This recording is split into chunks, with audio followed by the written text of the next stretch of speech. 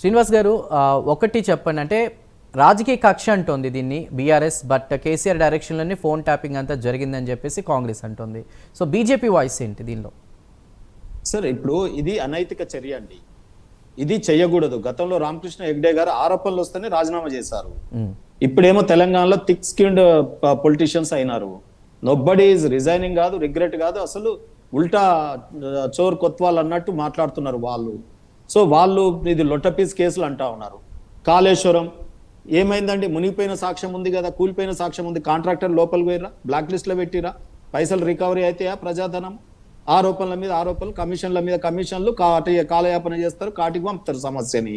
లాస్ట్కి వచ్చి తోకలాగా మేడిగడ్డను మాత్రమే కాళేశ్వరం మొత్తం ప్రాజెక్ట్ సిబిఐకి ఇవ్వకుండా ఒక తోకనిస్తారు చూడండి, మొత్తం జంతువుది. ఆ తోక మీద ఎంక్వైరీ చేయమని చెప్పి మేడిగడ్డ ఒక్కటే చేయమని సిబిఐకి ఇచ్చినాడు. ఆ తర్వాత ఈ ఫార్ములా కార్ రేస్ లో స్వయంగా తనే అడ్మిట్ అయినాడు బయట జనబాహుల్యంలో. కేటీఆర్ గారు నేనే ఒక రాజులాగా యువరాజులాగా చెప్పేసిన, ఇయ్యమని చెప్పిన అధికారులకు.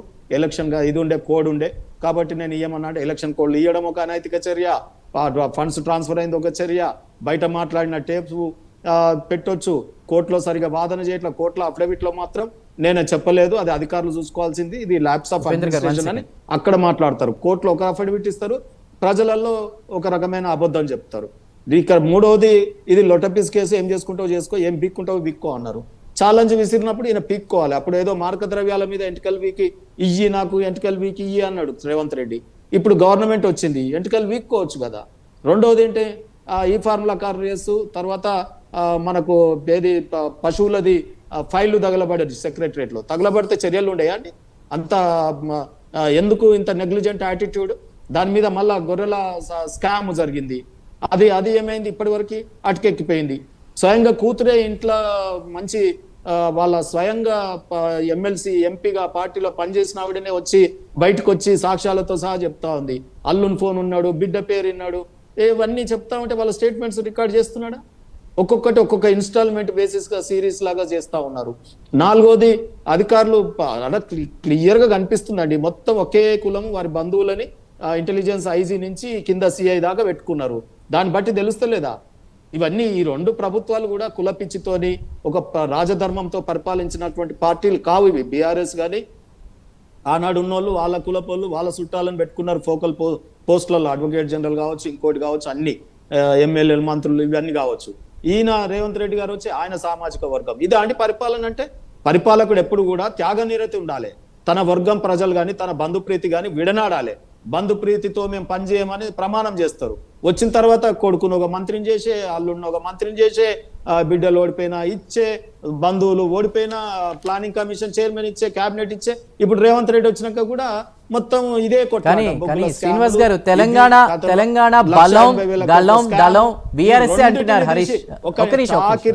శ్రీనివాస్ గారు, రెండింటిని కూడా బండకేసి కొట్టాలండి, వీళ్ళని కాస్టిక్ సోడా వేసి రెండు పార్టీలను అడగాలి. ఇట్లా ఎట్లుందంటే ఐ నీడ్ కమిషన్ అని ఐఎన్సీ మారిపోయింది. కేటీఆర్ గారి వ్యాఖ్యల్లో తెలంగాణ గలం బలం దళం అంతా కూడా బీఆర్ఎస్ అంటారు. ఎక్కడ బలం సార్? ఇప్పుడు హరీష్ రావు గారు మాట్లాడారు, ఏమన్నాడు?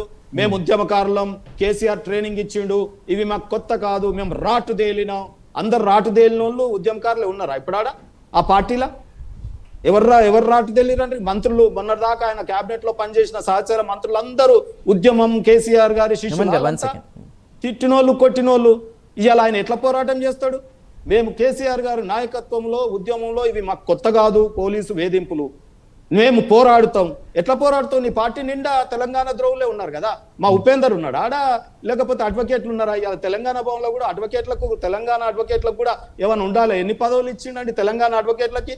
ఏమేం పోస్టులు ఇచ్చిండండి? మొత్తం తెలంగాణ ద్రోవులకు ఇచ్చిండు.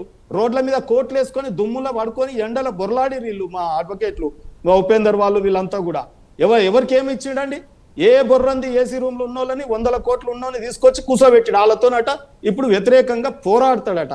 అందుకే ఈ రెండు పార్టీలను బండకేసి కొడతారు. తెలంగాణ బీజేపీ జెండా ఎగురుతుంది రేపు కోల్కొండ కోట మీద. మీరు చూడండి, మొత్తం ప్రజలు ఇట్లా ఎదురు చూస్తున్నారు బీజేపీ వైపు. ఈ రెండే అని చెప్పి అయిపోయింది, మొత్తం మటాష్ అయిపోయింది ఈ రెండు పార్టీల సంగతి. గాంధీ భవన్ లో కొట్లాడుకుంటారండి లీడర్లు ప్రతిపక్షంలో ఉన్నప్పుడు. గవర్నమెంట్ రాగానే సెక్రటరియట్ లా మంత్రులు కొట్లాడుకుంటున్నారు.